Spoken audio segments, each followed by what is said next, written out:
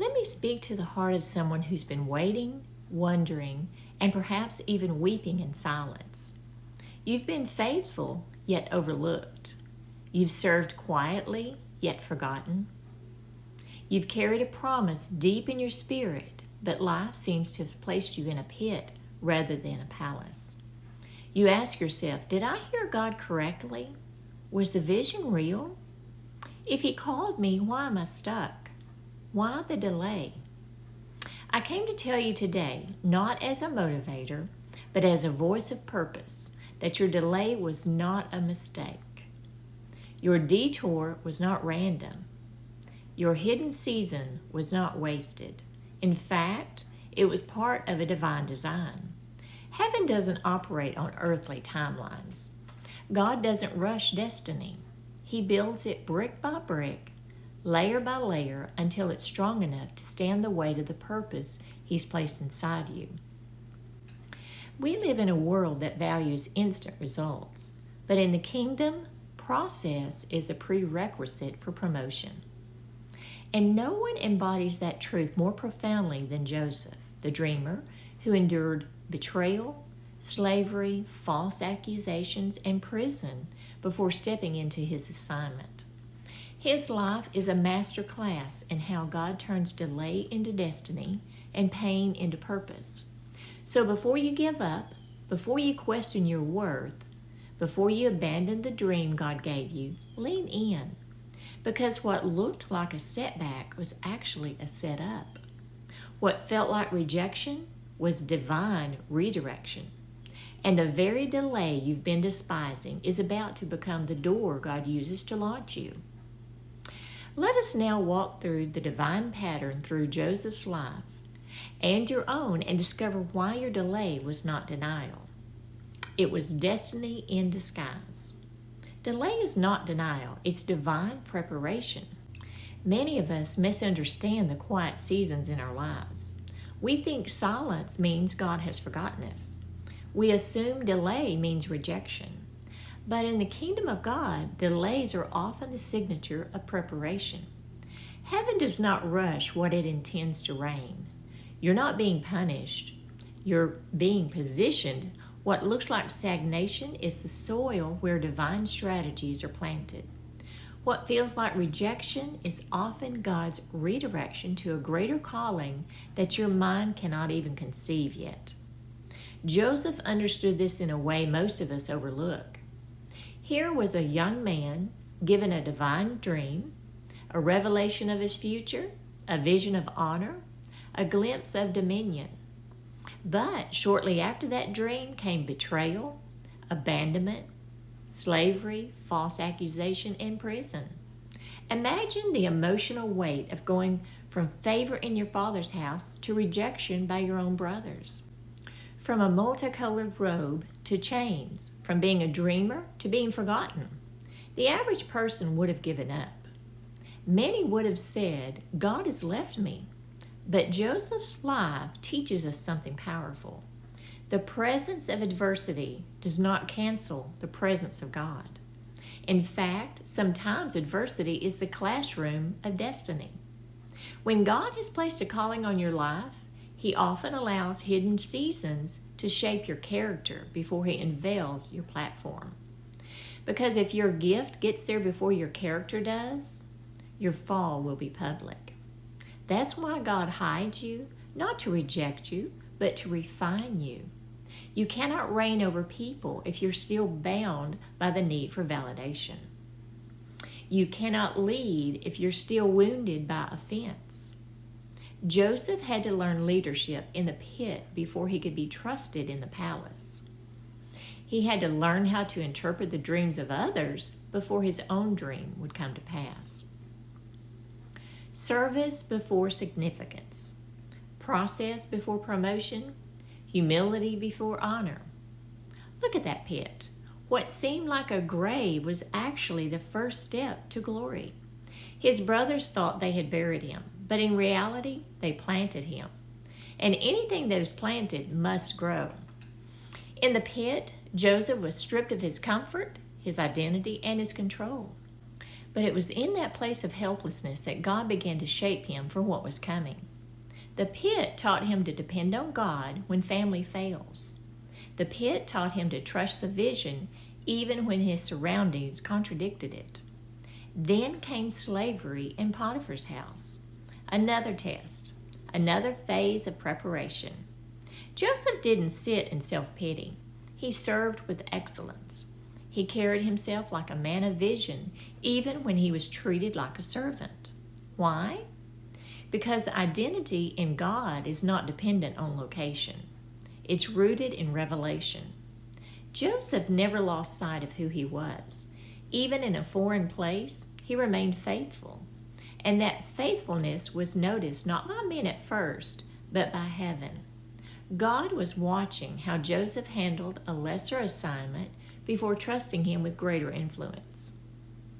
And just when things seemed to be improving, another delay came. A false accusation, a prison sentence. Yet again, the dream seemed to die, but Joseph didn't die with it. In the prison, God was not absent. He was present. The prison became a place of stewardship, favor, and development. Joseph learned to manage not just his own pain, but the pain of others.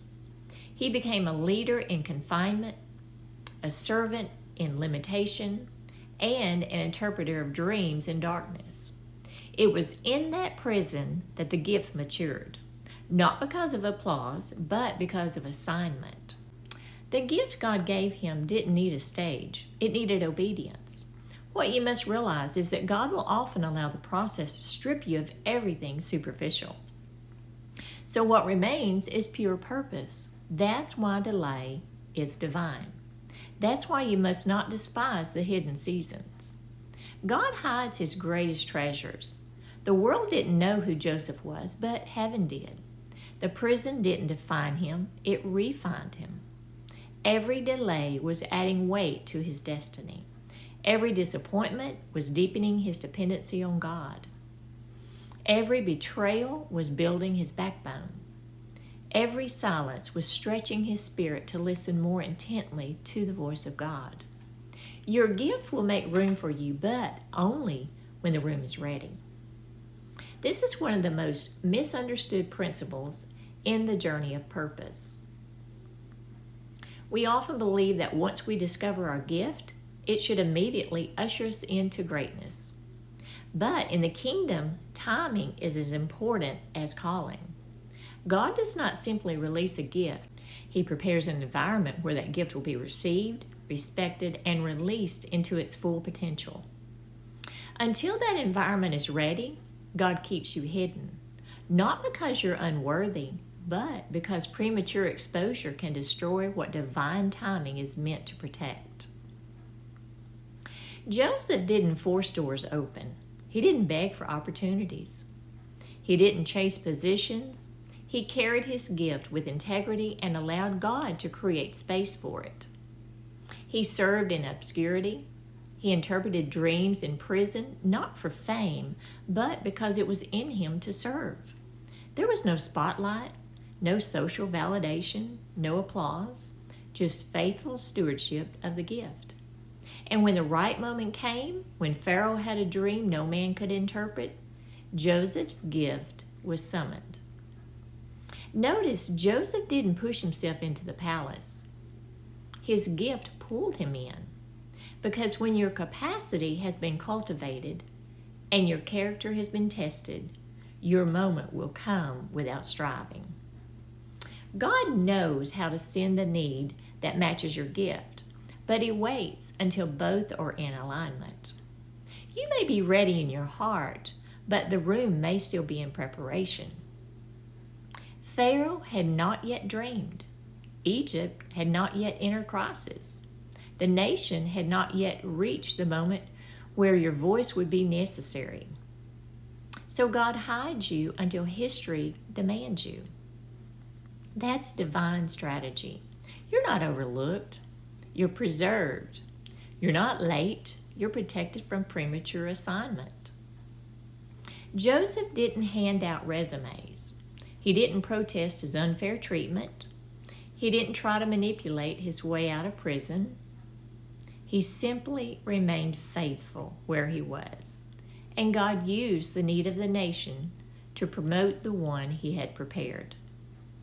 The same God is working behind the scenes in your life. He's aligning circumstances, stirring needs, opening doors, and preparing the platform. But he won't release you until the room is ready. The right room will not just see your gift, they will honor it. They'll pull from it. They will need it. That's when promotion becomes purpose-driven.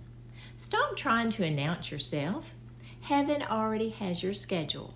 Your gift doesn't need marketing. It needs maturity. It needs moments in the secret place. It needs you to remain faithful even when no one sees. Your gift is not just for influence, it's for impact. And impact only happens when your preparation meets divine timing. So trust the delay, grow in silence, serve without seeking validation, because when the room is ready, your gift will speak for you. Your name will be mentioned in rooms you've never entered. Your voice will be requested by people you've never met. And your past will become your resume, not because of perfection, but because of preparation. God uses isolation to birth revelation. Some of the deepest truths, the most powerful transformations, and the clearest directions come not in the crowd, but in the cave. Not in applause, but in abandonment. Isolation is not a punishment. It's a divine classroom. God often removes the noise so you can finally hear his voice. He separates you from the familiar to introduce you to the eternal. The people who once celebrated you may now ignore you, but that's part of the process. Rejection by man often precedes promotion by God. Look at Joseph. Before he could wear Pharaoh's robe of authority, he had to loose the coat of many colors. That coat, a symbol of his father's favor, was stripped from him. Why? Because it represented identity given by man, not the destiny appointed by God. The coat was beautiful, but it was limited. It marked him as special in his family, but not yet ready for the world. That garment had to be removed for him to grow beyond the walls of his father's house. Sometimes God has to strip you of what others gave you so that he can clothe you with what he's destined for you.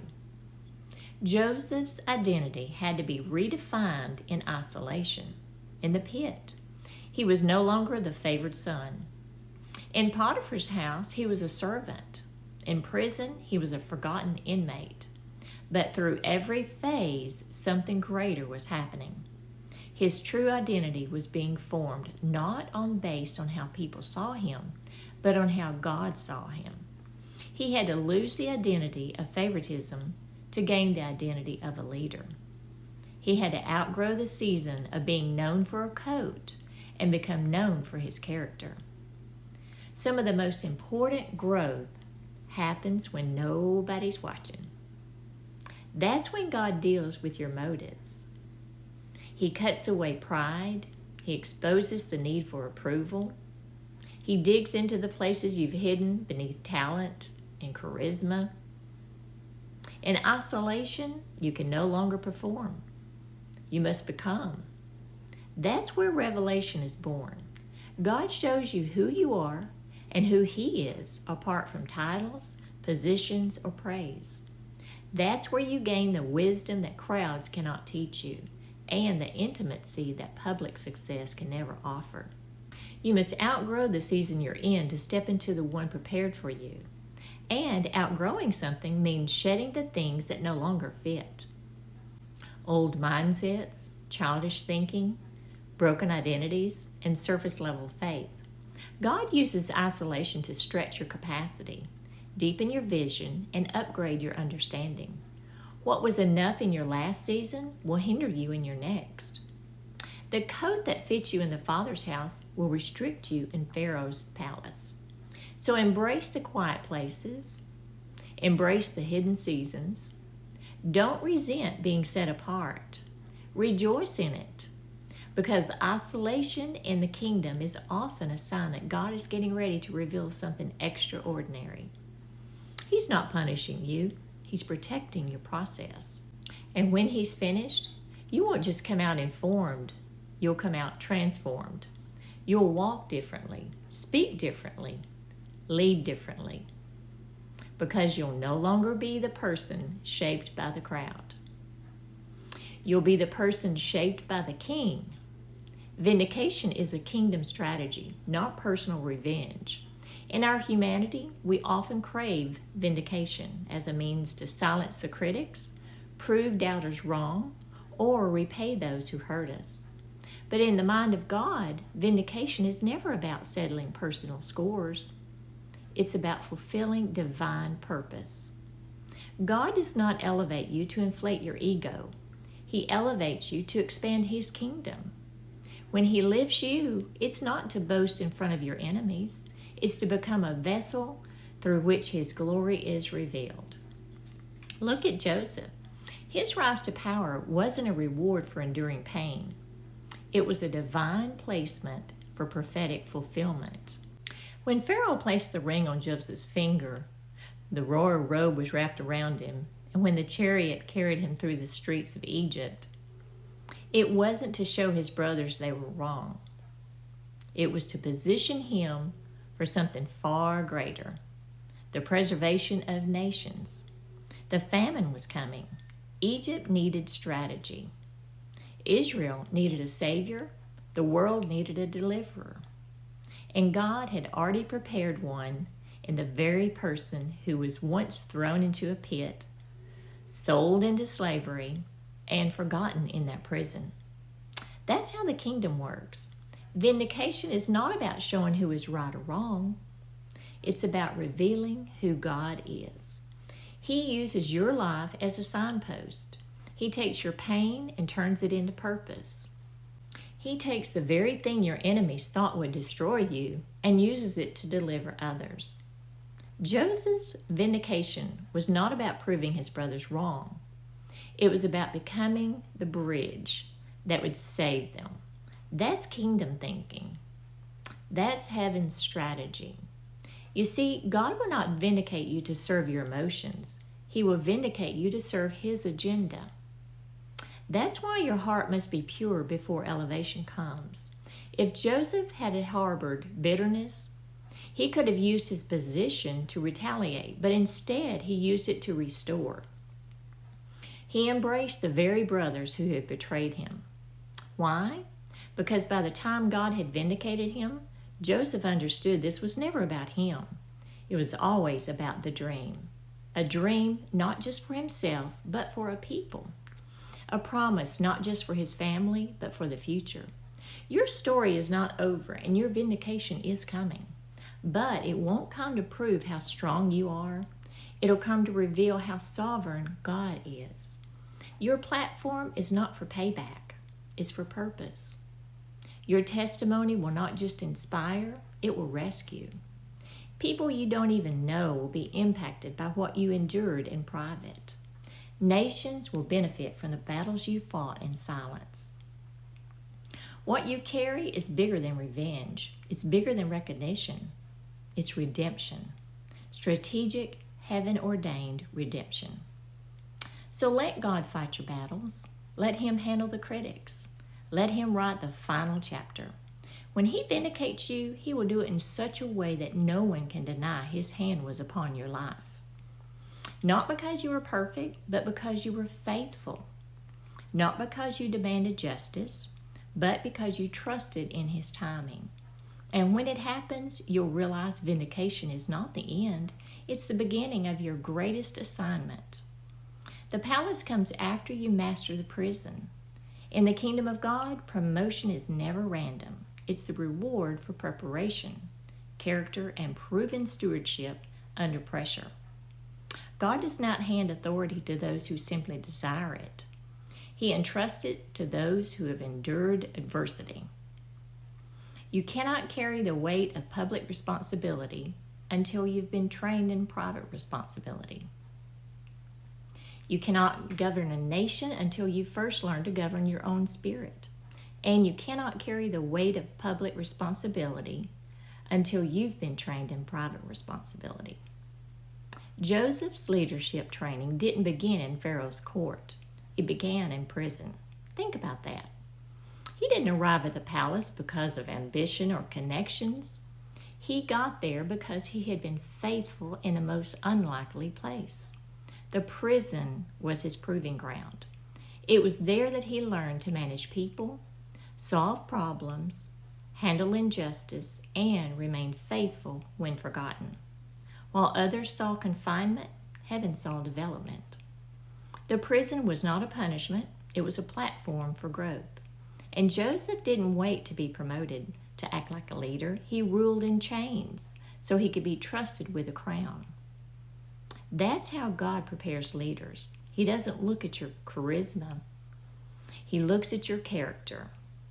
He watches how you respond when life doesn't make sense. When you've been wronged, when you've been overlooked, when you've been surrounded by darkness, but still choose to shine with integrity. That's when heaven takes notice. God asks, can you be faithful when you feel forgotten? Can you serve others when yourself are still waiting on deliverance? Can you steward the prison like it's a palace? Many people want the palace but reject the prison. They want the influence without the discipline, the platform without the pruning. But in the kingdom, authority flows authenticity, and authenticity is forged in adversity. Joseph didn't fake leadership. He lived it. He didn't need a title to be excellent. He didn't need recognition to be responsible. He ruled well in obscurity, and that's why God could trust him with visibility. Because when you master the prison, the palace becomes a natural. He ruled well in obscurity, and that's why God could trust him with visibility. Because when you master the prison, the palace becomes a natural progression, not a fluke. Remember, the palace doesn't make you a ruler. It reveals the ruler you already are. Joseph was not transformed by the throne. He was already a leader when Pharaoh called him. That's the divine order. God elevates those who have already cultivated what the elevation requires. You must grow into your next level before you enter it. You don't rise to the occasion, you rise to the level of your preparation. So if you find yourself in a prison season, take heart. Your leadership is being forged. Your discipline is being refined. Your integrity is being tested, and your future is being shaped. Rule well where you are. Serve with excellence. Stay faithful, because when you master the prison, heaven will open the door to the palace. Not because you chased it, but because you were ready for it. Your season of exposure is coming, but so is responsibility. It's easy to desire the platform, the influence, the recognition. But in the kingdom, exposure is never about applause. It's about assignment. When God brings you into visibility, it's not to elevate your name. It's to execute His will. Vindication is not just a moment of reward. It's the entrance into a realm of divine responsibility.